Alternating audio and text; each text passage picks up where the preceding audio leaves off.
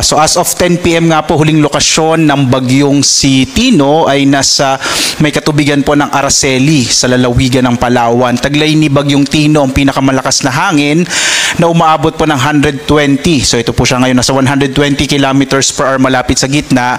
Pagbugso naman na nasa 165 kilometers per hour. At ito ay kumikilos, mabilis na po itong kumikilos pa kanluran sa bilis naman na 25 kilometers per hour.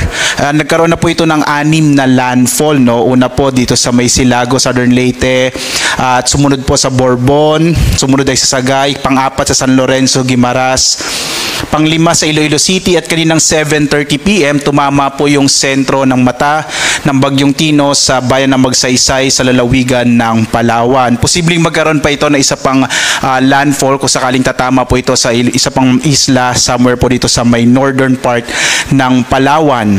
Samantala, minomonitor din natin yung bagyo po na nasa labas ng Philippine Area of Responsibility. Halos 1,795 kilometro po ito silangan ng northeastern na Mindanao. Sa pagtatapos po ng update ko ay magbibigay po ako sa inyo ng posibleng track nitong bagyo na nasa labas pa ng Philippine Area of Responsibility. Inaasahan kasi natin na papasok po yung bagyo sa labas ng PAR bandang weekend po, posible po Sabado.